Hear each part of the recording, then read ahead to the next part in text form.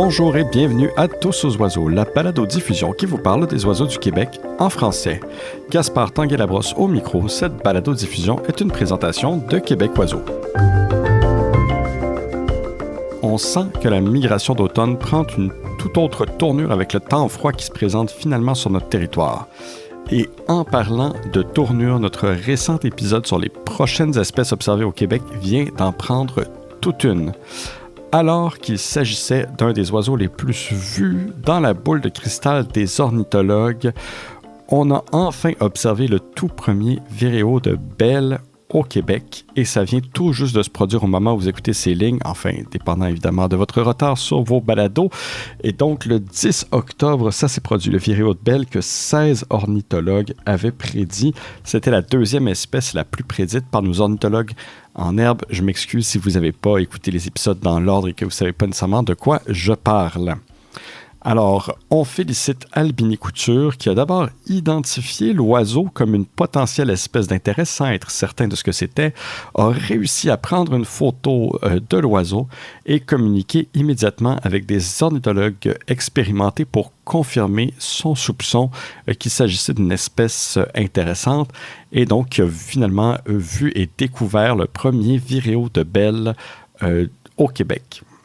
C'est certain que comme c'est moi qui ai enregistré l'épisode sur les prochaines espèces au Québec, je me sens aussi un devoir de vous rappeler les prédictions exactes d'un éminent membre de notre panel, Samuel Deneau, qui avait dit que pour sa part, il n'en revenait pas que le viréo de Bell ne soit pas encore sur la liste officielle des oiseaux du Québec, qu'aucun viréo de Bell n'ait encore été trouvé au Québec. Et qu'à son avis, il fallait chercher le premier viréo de Bell du Québec à l'automne, au bout de la péninsule gaspésienne. Et donc, comme le premier viréo de Bell a été vu à Percé, trouvé par Albiny Couture, on peut dire qu'il a exactement prédit où cet oiseau-là allait apparaître. Et c'est bien, à mon avis, la preuve que rien ne peut remplacer le savoir et l'expertise. Je lève mon chapeau à Samuel, même pour chercher des espèces qui sont par définition rares. Je sais aussi d'ailleurs que Samuel a fait le déplacement et retrouvé l'oiseau, alors on peut le féliciter pour sa coche et aussi pour ses qualités de visionnaire. Aujourd'hui, dans l'épisode du mois d'octobre, on se dirige bien loin des oiseaux rares vers le travail de scientifiques qui, au contraire, récoltent des données essentielles sur des oiseaux plus communs. Et ces données-là vont servir à connaître la tendance de leur population. Ces organismes-là qui font ce travail-là, ce sont les observatoires d'oiseaux. Et comme cette année, l'Observatoire d'oiseaux de McGill fête ses 20 ans, pour l'occasion, je me suis entretenu avec Cindy Bouchard, coordonnatrice de cet observatoire. Bon épisode!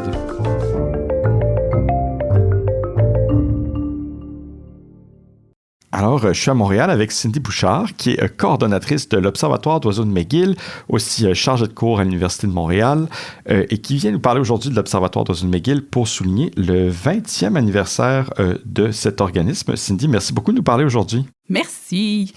Alors, peut-être tu pourrais nous parler déjà de ton parcours en lien avec l'Observatoire d'oiseaux de McGill. Je sais que toi, tu es une passionnée de bagages d'oiseaux, donc peut-être nous parler un peu de ton expérience, puis comment tu en es venue à être coordonnatrice de ce programme-là. Oui, moi, j'ai commencé le premier contact avec des oiseaux dans des filets que j'ai eu, c'est dans un cours à l'Université de Montréal, en fait, un stage dans les Laurentides qu'on avait fait, puis j'ai vraiment aimé ça, même si j'avais pas réussi à sortir mon merle de ce filet. Mais fait qu'ensuite, j'ai regardé un peu les opportunités autour, fait que j'ai écrit à l'Observatoire pour devenir bénévole. Fait que j'ai commencé en 2012 au printemps à devenir bénévole pour l'Observatoire d'oiseaux de McGill. Je venais peut-être une fois par semaine, deux fois par semaine, durant ma maîtrise en même temps. Fait que notre horaire est un peu plus libre des fois. Fait que j'ai commencé comme ça et j'ai commencé ensuite à baguer, je pense, en 2014.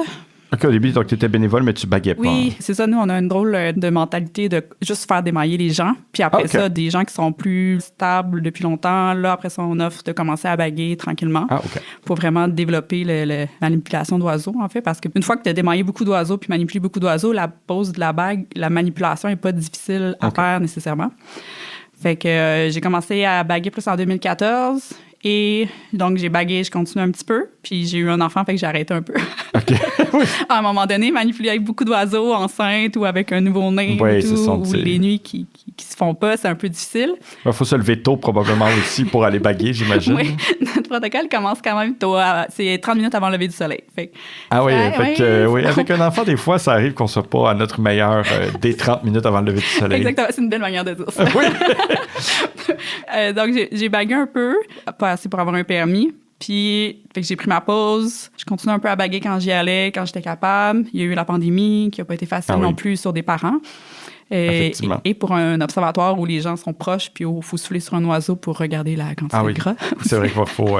on souffle comme sur son ventre, c'est oui, ça? On souffle sur son ventre pour relever un peu les plumes, pour aller chercher certaines caractéristiques. Fait que ça rendait aussi la gestion à l'observatoire difficile. Fait que je suis revenue en 2021. Beaucoup plus, fait qu'à baguer plus, peut-être avant, je suis un peu confuse. C'est ça, avoir un enfant, on devient confus dans les années. Normal. on parle compte, on a l'impression que chaque semaine passe très lentement des fois. C'est ça. Fait qu'autour de 2020-2021, je suis revenue pour finalement avoir mon permis au bout de cet automne-là, donc plus 2 fois semaine à baguer beaucoup, beaucoup plus. Mm-hmm. Et à ce moment-là, je suis devenue aussi coordonnatrice. J'ai repris le relais durant l'hiver pour recommencer à gérer tout ça. Fait qu'un peu en même temps que j'ai eu le permis, puis j'ai pu commencer à devenir bagueur en charge, j'ai aussi repris la coordination, puis c'est ça, c'est à temps partiel parce que je suis aussi chargée de cours à l'Université de Montréal. Mm-hmm. Fait qu'il y a une double vie. Oui, en fait, là, on va le dire aux auditeurs, j'ai eu un cours avec toi l'année dernière. Et puis, alors, peux-tu nous expliquer un peu? Alors, je sais que pour les gens qui écoutent le podcast depuis longtemps, on a déjà parlé avec les gens de l'Observatoire d'oiseaux de Tadoussac. Donc, c'est peut-être un peu une redite, mais ça ne serait pas inutile de le mentionner. Qu'est-ce que c'est un observatoire d'oiseaux? Comment ça fonctionne? À quoi ça sert? C'est quoi la mission d'un observatoire d'oiseaux? Nous, c'est vraiment de faire des suivis pour les tendances des populations. Fait que le but, c'est d'avoir des protocoles standardisés qui vont toujours être pareils le plus longtemps possible en nombre d'années. Fait que plus on a de nombre d'années avec le même protocole, avec un habitat qui est le plus similaire possible d'année en année, c'est qu'on va être capable d'aller chercher des grandes tendances, après ça, des populations d'oiseaux qu'on bague les plus fréquemment. Fait qu'on pourra avoir des augmentations, diminutions de population ou tous les cycles naturels même qu'on peut voir. Puis là, les changements dans ces cycles-là, quand il peut en avoir. Puis on peut voir aussi tous les décalages dans le temps. Fait que si les oiseaux migrent plus tôt ou plus tard, on va aussi être capable de les capter. Fait que ça passe par le bagage, ça passe par une route d'observation, puis ça va passer aussi par des observations générales qu'on fait sur le site durant le matin quand on est là, toute la... Et puis, peut-être nous parler justement, donc là, ça fait 20 ans que l'Observatoire existe. Comment ça avait été fondé à l'origine? Donc, c'est quoi l'histoire de l'Observatoire? C'est un site. Ce site-là, il appartient à l'Université de McGill. Mm-hmm. Fait que nous, on est un peu indépendant de l'Université de McGill. En fait, c'est comme un organisme à but non lucratif qui a été créé par des étudiants au cycle supérieur de McGill. Okay. Fait qu'ils se sont rendus compte que le site était toujours utilisé par les profs d'ornithologie, par les chercheurs, puis qu'il y avait des oiseaux qui s'arrêtaient là beaucoup, puis il y avait quand même un bon potentiel. Fait qu'en 2004, ils ont placé quelques filets, ils ont fait des essais pour un peu les nyctales aussi les années suivantes, puis ils se sont rendus compte que en très peu d'heures de filet, il y avait eu un bon potentiel de capture. Fait qu'ils ont développé le protocole pour le commencer en 2005, en fait. OK. Fait eux, ils ont ouvert un organisme à but non lucratif. Puis depuis ce temps-là, c'est The Migration Research Foundation. Mon super anglais. OK, ouais. Mais super R en anglais, on a de la misère à dire mon organisme. Puis qui a créé l'Observatoire d'oiseaux de McGill. Fait que McGill nous prête le territoire qui est encore utilisé pour quelques autres projets de recherche. Puis là, nous, on roule ce protocole-là depuis 2005.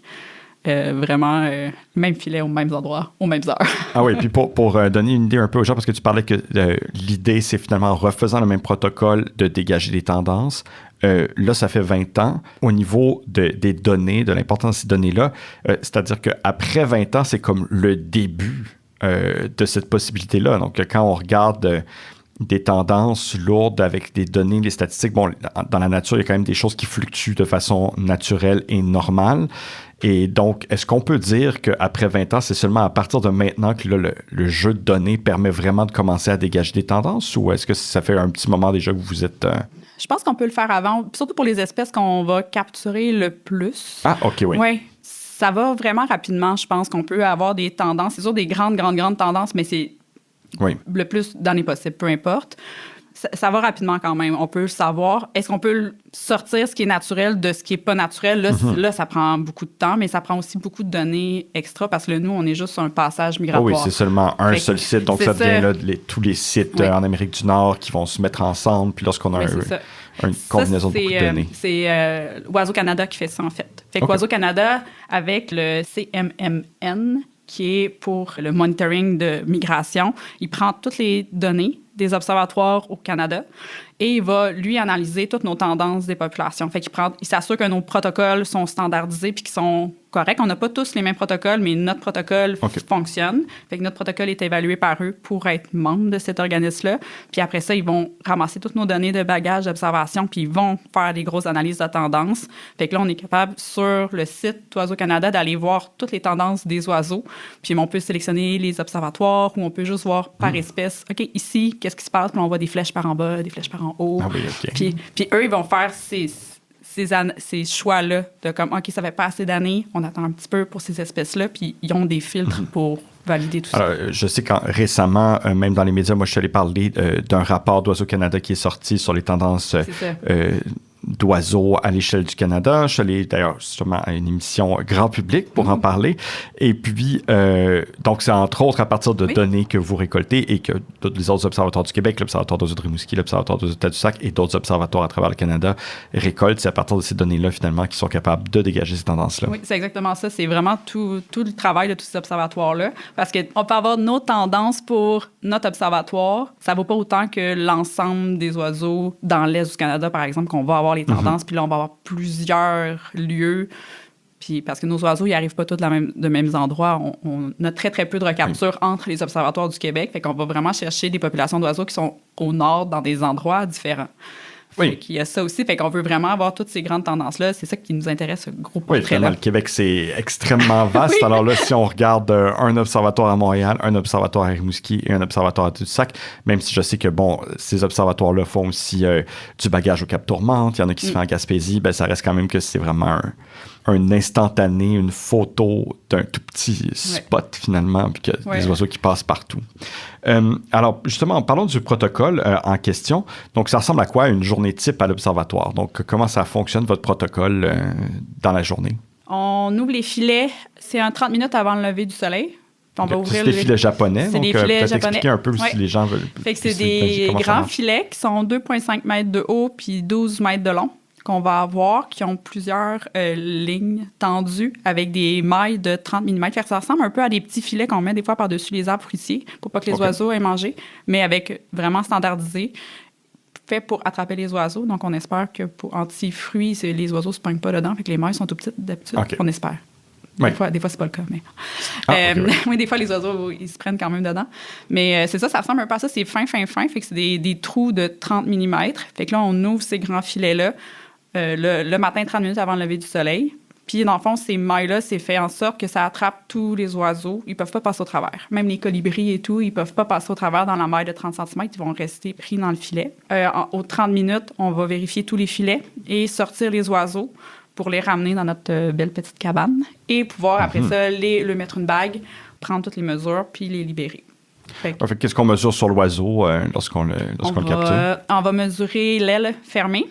On va mesurer... on va prendre son espèce aussi, évidemment, puis lui mettre sa bonne taille. Fait qu'on va mesurer l'aile fermée. On va prendre le sexe et l'âge. L'âge et le sexe, c'est dans cet ordre-là. On demande toujours l'âge en premier. Toujours. Et pour les humains et pour les oiseaux. C'est très important que ça soit fait dans cet ordre-là.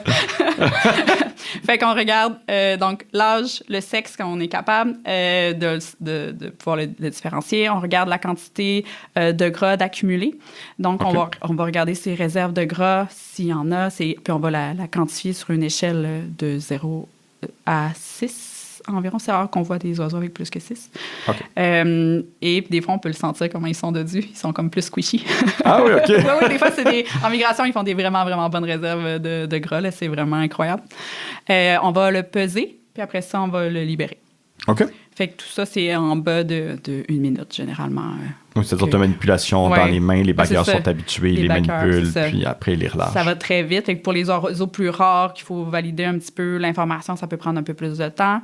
Puis sinon, dans les filets, de manière générale, la plupart des oiseaux, pour un très, très bon extracteur, ça va être une dizaine de secondes pour sortir un oiseau d'un filet. Il y a des cas vraiment plus difficiles, là, si on parle des mésanges ou si on parle des plus petits oiseaux, les parlines masquées qui ont des ailes très, très courtes, ils peuvent s'en mêler un peu plus facilement. Fait que, évidemment, il y a différents niveaux de difficulté, mais la plupart des oiseaux se font en 10-15 secondes pour les sortir des filets. Fait que la manipulation est très rapide quand même. Et puis, vous avez des oiseaux quand même que vous recapturez sur le site. Là, donc, vous pouvez recapturer 3 jours plus tard, 4 jours plus tard. Donc, ça, on voit aussi quand même que les oiseaux, une fois qu'ils ont été capturés, bagués, relâchés, s'ils retombent dans le filet, c'est que finalement... Puis ils sont en forme, ils ont accumulé du gras, c'est que tout va bien, finalement. Oui, c'est ça. Les oiseaux, on le voit tout de suite quand on les libère, dans le fond, s'ils sont corrects ou pas. S'ils ont des difficultés, on attend un petit peu. Des fois, on a une petite boîte qu'on peut les faire se reposer pour que le stress diminue. Ou le stress, des fois, c'est aussi à cause du froid ou de l'humidité et tout. Fait que ça peut être ça aussi. Fait qu'on les laisse dans la petite boîte, on attend un peu. Puis nous, on a aussi la chance d'avoir le centre de réhabilitation, le nichoir, qui est vraiment proche de nous.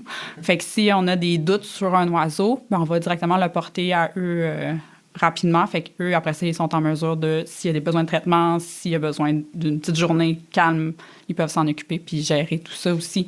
Fait qu'on est quand même chanceux. On est bien localisé pour avoir ce centre-là. Mais généralement, la plupart des oiseaux n'ont pas de stress flagrant, fait qu'ils sont capables de s'envoler puis de repartir. Et puis, donc ça, c'est comme le protocole dans une journée. Il y a aussi de l'observation qui se fait sur le site. Oui. Comment ça fonctionne exactement? On a une route standardisée pour les observations, fait qu'1 heure et demie après l'ouverture des filets environ, on a des observateurs qui vont faire une route qui prend 1 heure sur le site.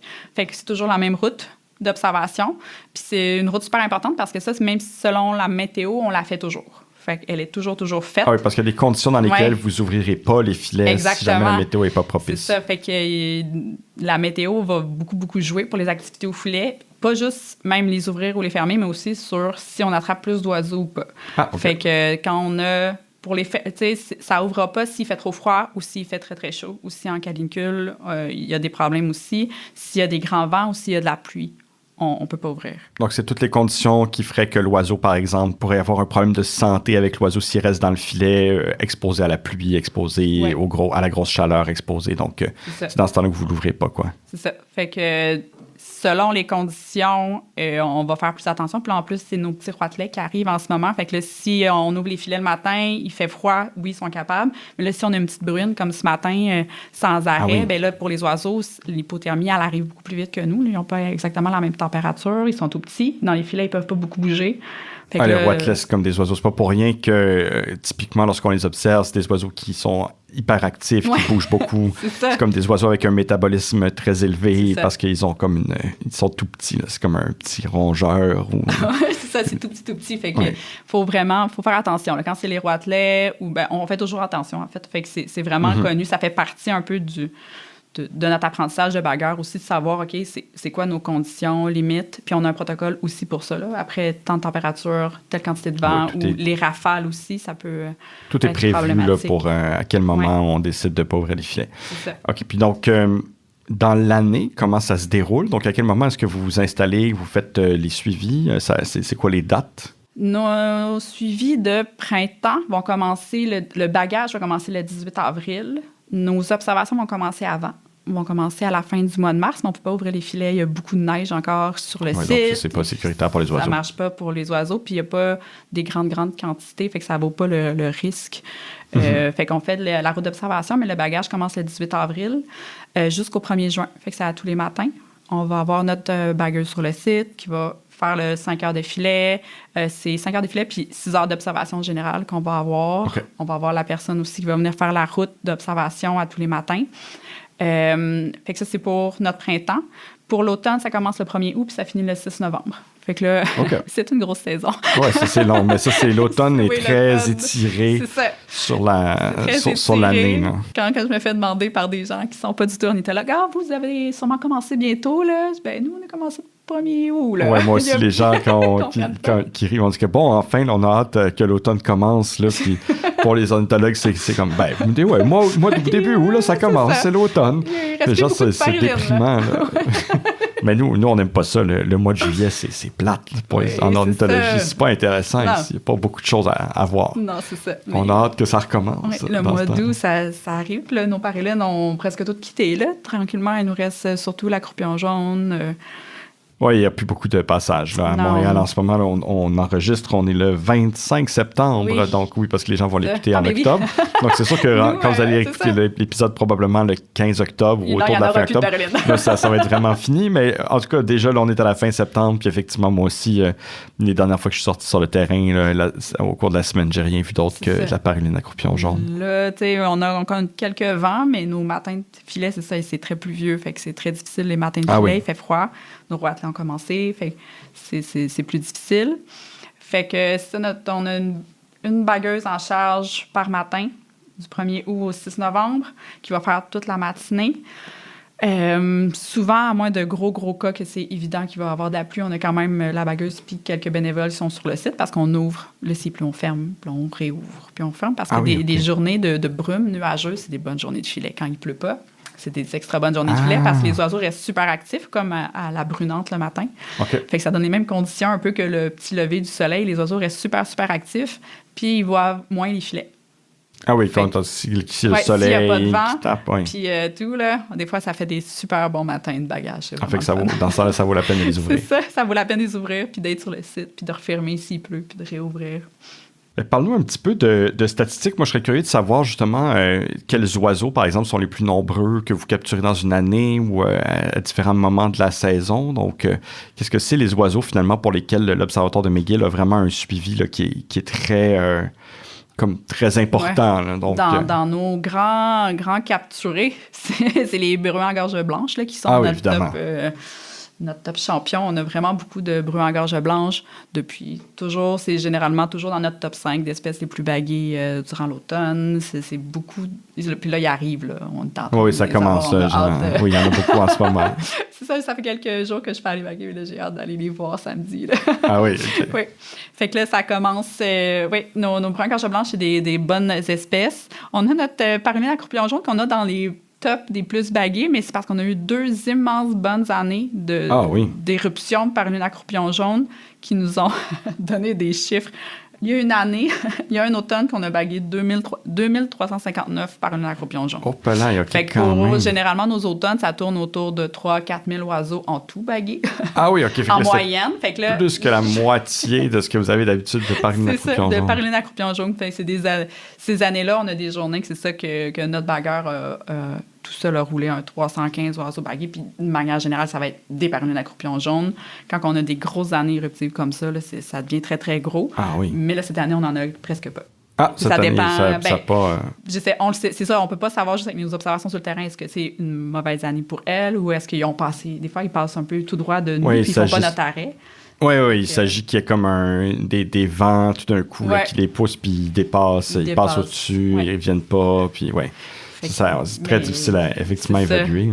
On a beaucoup de roitelets aussi à couronne rubis. On a eu un printemps complètement incroyable de roitelets à couronne rubis qu'on a eu 2 journées par hasard où ils ont vraiment arrêté sur le site à cause des conditions. Puis 2 journées, une, on a presque eu 200 bagués, l'autre, un 215 bagués au printemps, alors que c'est ça, notre printemps est très peu occupé d'habitude. Fait que là, on était... C'est fou parce que tu dis ça, puis quand on est sur le terrain, des fois, on en voit beaucoup. Puis là, on s'imagine, combien il pourrait y en avoir ici. Puis, parce que le roitelet à couronne rubis, c'est évidemment, c'est tous des oiseaux. Le brun à gorge blanche, le roitelet à couronne rubis, la paruline à croupion jaune. Je suis sûr que les gens qui font de l'observation sans évidemment les capturer, sans utiliser des filets, c'est assez clair pour nous. On a tous déjà vu des bons passages de ces oiseaux-là où on s'est dit « Ah, mon Dieu, ce matin, il y en a vraiment beaucoup. » Puis, je pense pas que jamais sur un site donné, je serais allé jusqu'à 200 roitelets. Ah oui, nous... Alors qu'il faut quand même les filets, je dirais... Il y en a plus, là. Il y a plus que 215. Là. Si on en a bagué 215, il y en a au moins le double sur le site et plus. Oui, le site n'est pas grand. Les filets, ils couvrent pas non plus... c'est pas des filets qui couvrent la moitié de l'île de Montréal. C'est vraiment juste un seul site avec des filets... Tu dis quelle largeur? C'est 12 mètres de long Puis 12 mètres de long. 2,5 mètres de haut. Fait que non, s'il y en a 215 dans nos filets, c'est incroyable la quantité. C'était incroyable la quantité ces journées-là. Ah oui, fait que c'est quand même fou parce que ça veut dire que quelqu'un qui serait assis là aurait pu voir, aurait pu mettre dans sa list eBird, j'ai vu 200 roitelets, puis les personnes, en tout cas, moi, personnellement, si je voyais ces chiffres-là, je ferais comme, oh, mon Dieu, quelqu'un qui exagère, ou quelqu'un qui a peut-être recompté plein de fois le même roitelet, parce qu'en plus, c'est des oiseaux actifs, fait que là, on se dit, ben là, il a recompté le même roitelet qui se promenait, mais c'est quand même fou de penser à ça, que ces chiffres-là sont possibles, en tout cas. Oui, c'est ça, c'est possible, puis c'est en dedans de 3 jours, là, c'était comme un 190, puis 2 jours après, 215, c'était tout des différents, là, c'est des baguettes, c'est pas des recaptures, c'est des nouvelles bagues. Là. Vous mettez une nouvelle bague dessus, donc vous savez que c'est pas quelqu'un que vous avez... n'est pas un que vous avez capturé la veille. Là. Okay. C'est ça, fait que c'est des grands groupes qui passent, puis là, tout d'un coup, les conditions changent, puis ils descendent au sol, ils restent actifs, puis là, ça tombe dans les filets. C'est incroyable. Bon. Fait que donc, pour ces oiseaux-là, en fait, comme s'il y a des bons nombres, ben aussi, ça vous permet, c'est des oiseaux pour lesquels vos chiffres sont vraiment importants au niveau du suivi. Oui, c'est ça, fait qu'on va pouvoir vraiment... C'est pas juste avoir des bons nombres, c'est vraiment d'avoir de manière stable toujours des bonnes quantités d'oiseaux. Si on a, comme quand on pogne des raretés ou par exemple, on bague, oui, on a bagué 2 petites buses, mais ça veut rien dire. Ça change rien, ça. Oui. Fait qu'il y a des espèces comme ça, oui, on a des raretés, c'est le fun, c'est drôle, quelques-unes perdues par-ci par-là, mais nos chiffres veulent rien dire pour une tendance des populations. C'est vraiment nos groupes où on va en avoir, on va toujours en baguer, on va toujours tomber dans leur courant, dans leur corridor de migration. Fait que là, ça va vouloir dire quelque chose. T'sais. On en a de moins en moins, par exemple, les bruins à couronne blanche, les bruins usoniens. Fait que là, ça, on en a de moins en moins. C'est une tendance qui est observée partout. Ça reste à voir. On a de plus en plus de grives à dos olive qui sont observées. Fait que comme si on avait un changement de petits oiseaux de buisson. Oui, OK. Mais là, c'est difficile de savoir aussi, est-ce qu'ils ont décalé, puis là, notre protocole commence à être trop tôt un peu pour les bruins usoniens. Tu sais, qu'on va peut-être baguer un peu plus dans notre bagage d'hiver. Faut toujours se rajouter une semaine. Parce que peut-être que vous finissez trop tôt en novembre, ils ont plus de nourriture dans le nord, ils descendent un peu plus tard. OK, oui, je comprends. Fait qu'il faut voir ça. Ou est-ce qu'ils descendent un petit peu moins loin? Fait que là, on les a un petit peu moins aussi. Oui. Fait que c'est plein de questions comme ça que ça ouvre. C'est ça, nous, on est comme un peu, vu qu'on est la standardisation puis les tendances de tout ça, ça ouvre plein de questions qu'on ne va pas pouvoir répondre directement avec nos données. Mais là, après ça, c'est plein de questions que les chercheurs peuvent reprendre, qu'on peut analyser des données d'une autre manière, qu'on peut faire des grosses méta-analyses de plusieurs choses. Fait que là, après ça, on peut cibler des questions précises. Mais ça reste que donc, juste d'avoir ces données-là entre vos mains puis de regarder les tendances, ça vous donne en tout cas très certainement au moins des pistes de questions à investiguer tout de suite. Vous dites, ah oui, le sol, clairement, il y a quelque chose. Puis c'est un peu comme ça que la science fonctionne. C'est-à-dire que là, après ça, vous commencez à voir des choses. Puis vous dites, bon, ben est-ce que c'est vrai? Est-ce que cette question-là, est-ce que cette intuition-là que j'ai en regardant mes données rapidement sur papier est bonne? Puis là, on peut après comme explorer, chercher toutes les autres données, puis essayer de voir est-ce que c'est confirmé finalement par une analyse vraiment rigoureuse d'un très, très gros jeu de données. Ouais. Justement, parlons de la recherche. Je sais que dans le magazine, vous mentionnez qu'il y avait beaucoup de recherches qui a été faites sur le site, donc des étudiants, des chercheurs, des fois des étudiants, par exemple, aux études supérieures. Est-ce que tu peux nous dire un peu, nous donner des exemples de recherche qui s'est faite récemment, juste pour donner une idée? Là, je sais qu'évidemment, probablement que chaque étudiant pourrait avoir une entrevue de 40 minutes sur son sujet de recherche. Fait que c'est vraiment juste pour avoir une idée du type de recherche qui peut se faire sur un site comme ça. Je pense que les étudiants seraient mieux placés que moi aussi. Ah oui, ça c'est sûr, oui. Pour en parler. On a plusieurs projets qui ont porté sur la migration de mue. Ce qui se passe pour la mue, c'est que généralement, après avoir eu leur bébé, les oiseaux adultes vont changer complètement toutes leurs plumes, au complet. Toutes les plumes de corps, toutes les plumes de vol. Évidemment, en préparation de la grande migration. Pour la migration, pour avoir des plumes de qualité. Mais ça se fait pas, évidemment, ils ne deviennent pas des petits poulets tout nus. Là. Oh oui. Tu sais, ça se fait graduellement. On voit un patron, puis c'est un patron très, très distinct de la manière que ça va se passer graduellement. Les espèces vont muer sur le territoire de reproduction, puis ils vont, après ça, se déplacer quand leur mue va être complétée. Il y a des espèces, qu'est-ce qu'ils vont faire? C'est qu'ils vont pas compléter cette mue-là, ils vont faire un arrêt pour muer. Okay. Qui vont se déplacer. Notre site, on a vu beaucoup de ces espèces-là, donc entre autres la grive à dos olive, puis on a des parulines, la paruline obscure faire ça aussi. On s'est rendu compte que les oiseaux arrêtaient longtemps, on les avait longtemps, puis que là, on voyait leur mue avancer, en fait, dans l'automne. Les mêmes individus qu'on recapturait plusieurs jours, 20 jours, 30 jours, puis on est comme, OK, qu'est-ce qu'elle n'est pas censée être ici? Pourquoi elle est là? Fait que là, ça nous a vraiment fait nous poser des questions sur qu'est-ce qu'ils font ici, pourquoi ils sont en train de muer ici, qu'est-ce qu'ils font, ces oiseaux-là. Fait que là, après, ça a mené à plusieurs projets, des projets de maîtrise aussi, des projets que nous-mêmes, on a fait pour comprendre c'est quoi ces patrons de mue-là qui vont faire, pourquoi, c'est quoi ces arrêts migratoires-là. Puis, donc, il y a eu des recherches. Nos recherches sont généralement en partenariat avec l'Université McGill, avec le professeur d'ornithologie et aussi Barbara Frey à Environnement Canada, qui vont faire des projets souvent ensemble. Puis utiliser nos oiseaux comme si c'était à nous.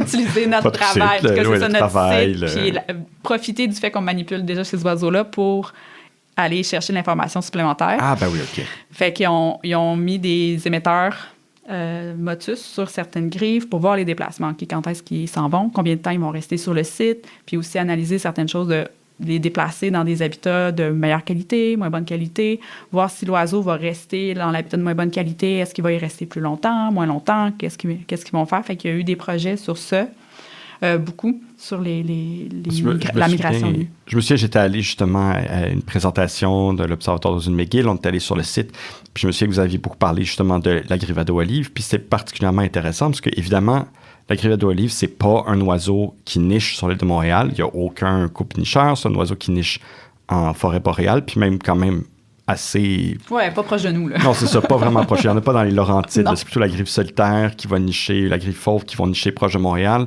Et donc, c'est particulièrement frappant parce qu'on imagine, évidemment, lorsqu'on en voit que c'est des oiseaux qui sont de passage, puis on n'imaginerait pas autrement si on voyait des grives à dos olive régulièrement pendant quelques semaines, que c'est des individus qui peuvent rester aussi longtemps. Oui. Donc ça, c'est quelque chose que seulement l'Observatoire est en mesure, finalement, de découvrir par ses activités. Bien, c'est ça. Nous, on s'était rendu compte juste par nos recaptures qu'on faisait sur le site, en fait. On faisait comme, OK, encore toi. Ah, voyons, encore toi. OK, quelques jours plus tard. Ah, encore toi. Qu'est-ce qui se passe? Puis là, on voyait la mue progresser aussi. Fait que là, juste avec le marquage, c'est du marquage de recapture, en fait, des filets japonais. Fait que juste de recapturer ces individus-là puis de noter la progression de leur mue, on avait pu, il y a longtemps, faire un premier article avec ça qui avait été publié, qui a mené au projet après ça, vraiment avec la télémétrie pour suivre les déplacements de ces individus-là.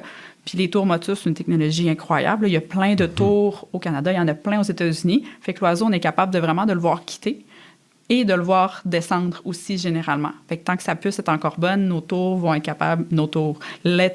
réceptrices vont être capables de le localiser puis d'aller chercher son signalement. Fait que là, on peut aller chercher les oiseaux comme ça. Puis ça, c'est tout disponible sur Internet. Là, si ça vous tente d'aller voir sur le site de Motus, sélectionner des projets, vous allez pouvoir trouver nos grives puis voir leur déplacement.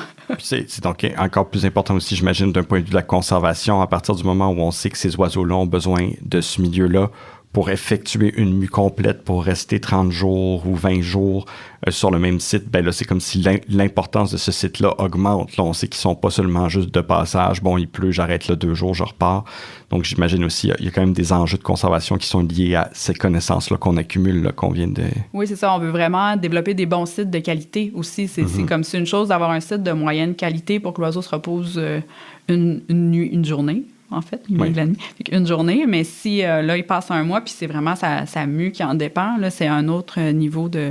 Ça demande de l'énergie en plus de muer, là, parce qu'il faut qu'ils refassent toutes leurs plumes. Oui, fait que là, il faut qu'il accumule son gras pour la migration, mais il faut qu'il mue toutes ses plumes aussi, fait que ça lui demande beaucoup. Fait qu'il y a plusieurs petites espèces qu'on a vues faire ces phénomènes-là. Fait qu'il y a eu 2 étudiants qui ont passé du temps sur cette recherche-là. On a fait aussi sur le cardinal, en fait, elle est en train de terminer. Anne-Marie Cousineau qui fait, donc avec les cardinaux qu'on capturait, ils ont mis des émetteurs télémétrie. Puis elle a fait des suivis, en fait, sur les espèces tout l'hiver. OK. Fait que tant que la batterie de son récepteur marchait, elle était dehors en train de trouver ses cardinaux. Il y avait un grand nombre d'oiseaux durant l'automne qu'on mettait un émetteur. Et ensuite, elle les déplaçait selon différents parcs autour sur l'île de Montréal pour voir des parcs de qualité, des parcs de moins bonne qualité, qu'est-ce qui se passait. Okay. Les cardinaux avaient aussi des bacs de couleurs pour les gens avec les mangeoires. Les identifier, si vous voulez voir quel cardinal est à la maison. Pour donner cette information-là aussi, pour les retrouver. Oh. Fait que là, tout l'hiver, pendant 2 hivers, elle trouvait ses cardinaux, elle voyait les déplacements. Puis là, elle est en train de terminer. Là. Fait que je sais pas qu'est-ce que ça a donné comme résultat, mais c'est aussi, ça va être intéressant d'aller voir ça. Je me souviens d'une chose que tu avais mentionnée quand tu es allé à l'Observatoire d'Ozone McGill. parce que tu parles de cardinaux, et évidemment, les cardinaux, c'est une espèce résidente, donc ils ne se déplacent pas pendant l'hiver, ou enfin, c'est-à-dire qu'ils ne font pas une migration. Mais je me souviens que vous aviez mentionné qu'il y avait une mésange que vous avez capturée quelques fois et qui n'était capturée que l'hiver, que pendant le suivi d'hiver. Et donc, ce qui indiquerait que les mésanges, qu'évidemment tout le monde imagine, les mésanges chez nous, c'est la même mésange toute l'année, elle est là, elle bouge pas, elle s'en va pas. Mais en fait, les mésanges changent de site et elles se déplacent, même si, comme on en a toujours, on a l'impression que ça bouge pas. Oui, ils vont trouver leur territoire pour nicher, qui va pas nécessairement être le même pour les mangeoires durant l'hiver. Oui. C'est ça aussi, tu sais, fait que la source de nourriture n'est pas à la même place. Fait que les oiseaux, oui, sont résidents, mais justement, il faut qu'ils fassent des déplacements aussi pour être capables de survivre dans toutes ces conditions-là, là, et les canicules, et la pollution des feux de forêt l'été, puis au contraire, durant l'hiver, pour le froid. Fait que pour être capable de survivre à tout ça, c'est sûr qu'il faut qu'ils se déplacent dans les environnements. Pour l'instant, on a vraiment parlé des projets réguliers, des oiseaux que vous observez tout le temps. Est-ce qu'il y a des oiseaux excitants que vous avez capturés, donc soit des raretés que vous avez observées, que vous avez capturées à l'Observatoire d'Ozone McGill, ou même sinon des oiseaux, des recaptures, donc des oiseaux que vous avez bagués, qui ont été retrouvés ailleurs, des choses surprenantes? Dans les captures qu'on a refaites nous-mêmes, il y a des oiseaux qu'on va recapturer. Il y a eu un quiscal qu'on a recapturé, puis ça faisait 7 ans qu'on l'avait pas vu. Oh, wow, OK. Fait que, comme c'était un des plus gros délais entre une première capture puis une recapture. Oui. Fait que des fois, quand on fait des recaptures, c'est comme, ils reviennent, par exemple, ils vont repasser dans la même route, ou c'est des résidents d'été, on va les revoir durant l'été, puis on les revoit souvent, mais lui, ça faisait 7 ans qu'on l'avait pas vu, puis là, pouf, tout d'un coup, il est revenu, on sait pas été où. On sait pas qu'est-ce qu'il a fait. Pendant ces 7 années-là. Il est peut-être allé à l'arboretum à côté, t'es mieux à l'arboretum, ou je sais pas. Oui, il y a une raison pourquoi il y a...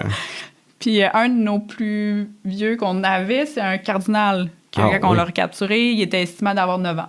Fait qu'on l'a capturé la première fois, c'était un petit jeune. Puis là, sa dernière recapture, c'est 9 ans. Qu'on avait. Fait que là, des fois, on a des oiseaux comme ça, dans notre base de données, ils ressortent. Puis c'est comme, tous tes plus vieux, puis là, des 7, 8 ans, il n'y en a pas énormément. Mais quand tu as des recaptures, puis là, un merle à 7 ans. Puis cardinal 9 ans. T'es comme, quand même, c'est... quand même, oui, parce que ça n'a pas l'air facile, quand même, comme vie. C'est pas facile, leur vie, puis probablement beaucoup de mortalité la première année, surtout aussi, là. Fait que c'est intéressant de voir ça, des grands nombres d'années comme ça de nos oiseaux. C'est le fun. C'est le fun de les revoir. Puis des fois, c'est des oiseaux qui manquent des petits bouts de pattes. Fait que, qui survivent, puis qu'on la revoit, puis on la revoit, puis on la revoit, puis elle est correcte. Et que là, une mésange, là, ou même des pics, c'est déjà arrivé. Aussi des pics on pense qu'ils ont besoin de leur patte pour s'accrocher. Puis non, on l'a vu plusieurs, on l'a recapturé et tout. Il y avait juste une patte, le pic. Oh mon Dieu! Puis il y a un petit mognon, puis il réussit. Quand on cogne sur l'arbre, j'imagine que ça doit être dur de rester accroché. Je sais pas comment il fait pour réussir. Ah oui? Mais ça marche. Fait que des fois, on a ces genres d'oiseaux-là ça fonctionne, puis ils survivent, puis ils s'en sortent bien. Pour les raretés, moi, j'en ai jamais eu. Ça, j'ai demandé à Simon Duval, qui a été bagueur principal, puis qui là, maintenant, il est notre directeur. Fait que je lui ai demandé, j'étais comme, là, c'était quoi tes plus intéressants, là? Puis il me dit, pour lui, c'était la parmeline à capuchon. Ah, OK. Fait que ça a été son top, et observé comme observation et comme bagueur. Comme bagué, qu'on a réussi à l'avoir dans le filet. On parle d'un capuchon qui est comme un oiseau dont le nord de l'aire de répartition ne touche pas le Québec. Enfin. C'est ça. Mais c'est ça, la plupart de nos raretés, que ça va être ça, en fait. Là, on est comme sur leur limite. Puis là, un petit coup de vent de travers, puis elle a dépassé un peu, puis elle s'est retrouvée dans nos filets sur notre site. Il y a eu aussi... pour lui, ça a été aussi un viré aux yeux blancs. On a eu sur le site. Puis comme une rareté annuelle au Québec. C'est ça qu'on a des individus qui se ramassent au Québec à peu près toutes les années. Entre l'observé et le bagué, c'est quand même une belle limite. Puis lui, s'il considère la plus rareté qu'on a eue, puis c'est pas lui qui l'a eu, je pense. Il s'en rappelle encore, il se rappelait de la date qu'il ne l'a pas bagué. Ah oui, il se souvient de ce qu'il avait mangé ce matin-là quand il a reçu l'appel, puis qu'il l'a raté. C'est ça, qui était pas là, c'était pas lui le bagarre cette journée-là, il était en congé. C'est la parmeline vermivore. Ah, OK. Ouais. Une grosse rareté pour le Québec. Une grosse rareté qu'on a eue dans le filet, qu'on était très contents. Moi, je baguais, mais j'étais pas là. C'est dans mon année de pause. Là. Mon garçon avait 1 an. Fait que, oui. c'est ça. Fait que ça, c'est dans nos belles raretés qu'on réussit à avoir, que c'est ça, que ça nous donne pas tellement d'informations sur les tendances des populations, non, mais c'est le fun. C'est excitant quand on est ornithologue, on est toujours content, mais des fois, finalement, d'un point de vue scientifique, ça peut nous informer peut-être un peu sur leur déplacement, le fait qu'ils se ramassent ici au Québec pour une raison XY, mais ça peut de valeur. C'est pas ça qui va faire changer les choses au niveau de la conservation, au niveau de la science. C'est pas aussi intéressant que lorsqu'on a des oiseaux qu'on voit régulièrement, là, finalement, que les oiseaux communs. Qui se trouve à être un peu moins intéressant pour un bagueur, mais dans le fond, c'est ça qui apporte les données les plus importantes. Puis on a quelques petits trucs comme ça. Là, moi, ce que j'ai eu de très intéressant, ça a été un towhee. On en a bagué seulement 2. Fait que moi, j'en ai eu c'est quand même bien, ça. J'étais très contente. Fait que, pas une espèce fréquente qui niche seulement dans l'extrême sud du Québec. On entend peut-être, je dirais peut-être à toutes les années. Ça me surprendrait pas. Mais ça, dans les filets, c'est quand même bon du oiseau. Là, fait que dans les filets, il ne va pas nécessairement... Un gros peut-être rebondir un peu dans le filet. Oui, c'est ça, là, un bon gros bruant dodu. Ah oui. Fait que oui, ça a été dans mes trucs. Mais moi, je suis plus rapace, là. Fait que ma petite buse, plus. Puis est-ce que les autres observatoires ou les autres endroits où il y a des filets vous appellent quand il y a un de vos oiseaux qui est recapturé? Est-ce qu'il y a comme une collégialité? Genre, hey, on a pris... on se connaît pas tous nos numéros de bague. Fait que c'est un peu difficile. Okay. Fait que c'est des grosses séries. Tu sais, quand on passe des saisons à baguer 500-600 bruants, gorge blanche, j'envoie pas toute ma série de bagues à Tadoussac pour savoir si on s'échange des oiseaux. Surtout pour les oiseaux qui sont... Puis l'entrée de données est aussi très longue à faire. Là, fait que le temps que la rentrée de données soit faite puis qu'on soumette les données, bien, ça prend un délai. Mais si on a des très raretés, des fois, on se les envoie. « Hey, c'est-tu votre bague? » C'est un peu bizarre. Pour les nyctales, beaucoup, parce que là, les nyctales, il y a plus de recapture entre les sites qu'on peut observer. Donc, elles suivent vraiment le fleuve. Donc là, les nyctales de Tadoussac vont passer chez vous. Là. Parfois, ou c'est juste parce que vu qu'on les appelle, ben, on les attire sur le site. Fait que pour le protocole des nyctales, nos nyctales, ils commencent, là, ça va être le 26 septembre jusqu'au 6 novembre, la nuit. Puis dans les protocoles de nyctales, il y a un haut-parleur qui va faire le chant de la petite nyctale toute la nuit pour attirer les oiseaux proches dans les filets. Sinon, ça marcherait pas, oui. Ça marcherait peut-être un peu, mais pas très. Oui, ça serait pas aussi performant, en tout cas. Fait que là, on a plus de chances, puis là, il y a plus de recapture entre les sites. T'as pas un exemple en tête là, d'un oiseau qui a été recapturé à un endroit, puis tu dis, en Amérique du Sud, ou je sais pas quoi. Pas en Amérique du Sud, mais dans les stations aux États-Unis, oui. Fait que des fois c'est ça, c'est comme des oiseaux que tu vois aller en peu de temps, qui vont être recapturés. Après ça, dans la même automne, qui continuent la route, puis là, ils vont avoir notre recapture des nyctales. Mais sinon, c'est quand même rare, les recaptures pour le reste des passereaux, ça va être plus rare. Puis, dans le fond, nous, quand on soumet les données, on soumet évidemment tous nos nouveaux baguets, mais tous les recaptures, on les note aussi. On fait le même processus pour les recaptures. Fait qu'on prend tout le numéro de la bague, puis on remesure, puis on réidentifie tout l'oiseau complet aussi. Fait qu'on soumet toutes ces données-là. C'est juste qu'elles vont être soumises avec le vieux numéro de bague qui était déjà sur l'oiseau. Oui, on ne rechange pas la bague. Oui, c'est ça, évidemment. La bague, c'est le numéro de l'oiseau. Il n'y a pas un numéro comme ça qui est le même en Amérique. Fait que c'est vraiment unique. Fait que le numéro est associé à l'oiseau. On le rechange pas. On l'enlève ou on le change dans des cas très, très extrêmes là, de bagues vraiment problématiques, très brisées ou usées ou qui peut blesser l'oiseau. Là, on va intervenir sur la bague. Sinon, on change pas la bague. Puis, quand c'est soumis, nous, on va recevoir un petit pop-up de nos oiseaux ont été recapturés ailleurs. Ah, OK. Fait que oui, ça se communique comme par un intermédiaire du bureau de bagage. Puis même s'il y a des gens qui trouvent des oiseaux puis qu'il y a un numéro de bague, vous pouvez le soumettre aussi. Il y a un endroit pour le soumettre. Puis là, nous, on le reçoit aussi. Ça, on le fait souvent. Évidemment, le cas le plus typique, c'est les bagues sur les bernaches. C'est-à-dire que les bernaches sont baguées au cou. Donc, avec les jumelles, on est capable de voir le numéro. Je l'ai fait quand même à quelques reprises. C'est toujours intéressant. Mais... Là, vous recevez un petit certificat pour dire votre oiseau a été bagué. Votre oiseau a été bagué en telle année. Puis c'est presque toujours... les oies des neiges puis les bernaches, en tout cas, souvent, ça a été bagué soit sur les sites qui sont dans le Saint-Laurent, ou sinon, les oies des neiges, c'est beaucoup sur l'île Bylot, dans l'Arctique, où il y a du bagage qui se fait quand ils sont petits, là, quand ils sont pas encore capables de voler les bagues, puis après ça, ils débarquent chez nous à l'automne. Ouais. Mais on peut faire ça avec les passereaux, c'est juste plus difficile. Fait que généralement, c'est de quand voir on les bangs. retrouve un oiseau mort, qu'on reçoit, c'est un peu plate. T'es comme, il y a une recapture de mon oiseau mort. On a été trouvé, sur le bord d'une fenêtre d'un building, des choses comme ça. Ouais. Puis finalement, si les gens s'intéressent aux travaux de l'Observatoire, est-ce qu'il y a des façons de rentrer en contact, par exemple, d'être bénévole ou d'encourager, d'aider l'Observatoire? Est-ce que je sais que vous avez des programmes? On a plein de programmes. On est très à la recherche de financement de toutes sortes, toujours. Oui, c'est pour ça que je te le temps la perche. Fait que je te rappelle, c'est pas juste pour moi, pour tous les observatoires, c'est tellement difficile de trouver du financement pour du roulement de programmes à long terme. Toutes les demandes de financement veulent « Qu'est-ce que vous faites de nouveau dans votre projet? » Puis là, fait que tu peux pas avoir cet argent-là parce que tu fais rien de nouveau dans ton projet. Tu fais quelque chose, justement, qu'il faut pas qu'il soit nouveau. Et le pire, c'est que c'est ce qu'il y a de plus important pour la conservation. C'est ça, finalement. Fait que c'est ce qui est à long terme. Difficile pour tous les observatoires du Québec, je vous dirais, de trouver ce financement-là. Là, en ce moment, et aussi quand vous allez entendre le podcast, c'est nos Nictales. Fait que là, on peut venir faire une petite visite privée la nuit. Fait qu'on peut adopter une petite nictale. Adopter, c'est une image. Personne ne va repartir avec une petite nictale, même si on voudrait tous, dans le fond de notre âme, repartir avec ce petit oiseau.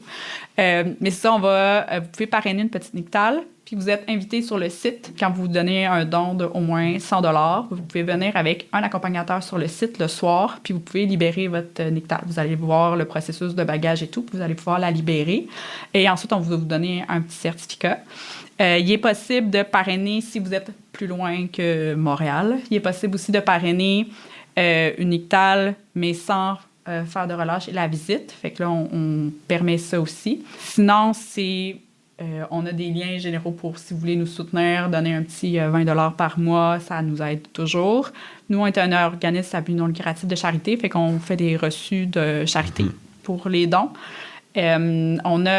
Généralement, ces choses-là, on les publie sur notre Facebook, sur notre Instagram. Notre site web va peut-être être sorti quand le podcast va sortir. On a un nouveau site web en construction. OK, d'accord. Ça, on n'est pas plusieurs employés. C'est très long. OK. Fait on va avoir un site web aussi bientôt, mais si vous passez par le Facebook puis le Instagram, ça revient jusqu'à nous facilement. Les messages viennent jusqu'à nous, puis après ça, on peut vous aider à répondre. Pour le bénévolat, on a de moins en moins de place. Notre horaire est pas mal plein. Nous, on a un horaire en ligne.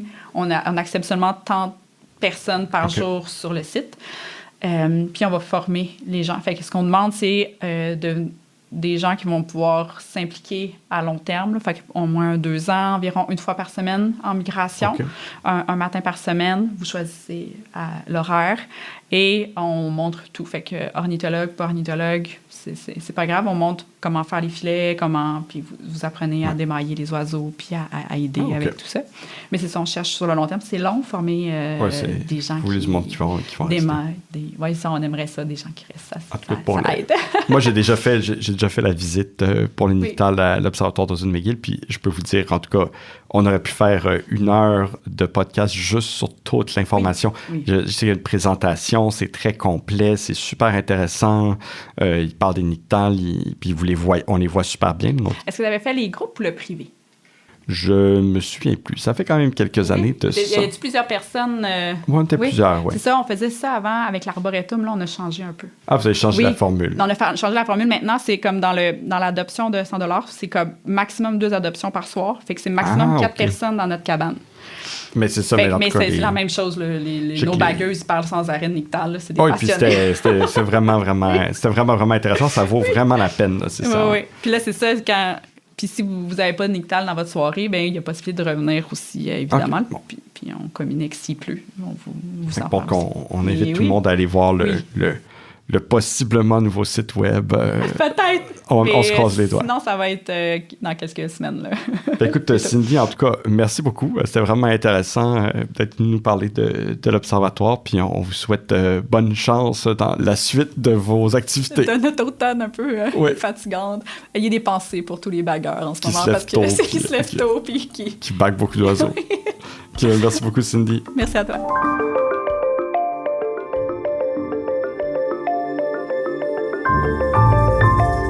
Et voilà, c'est tout pour Tous aux oiseaux. Merci d'avoir été à l'écoute.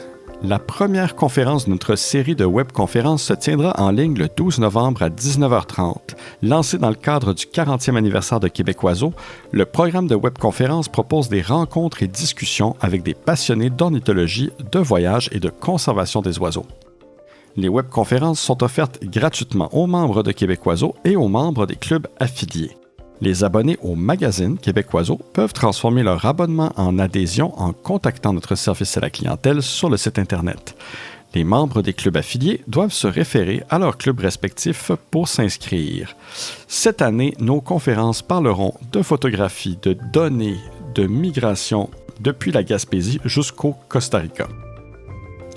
D'ici là, on vous souhaite de belles observations de la sauvagine sur les plans d'eau autour de chez vous, que ce soit le lac Saint-Jean, le réservoir Baudette, le golfe du Saint-Laurent ou le canal de Beauharnois. Et nous, on se retrouve le mois prochain.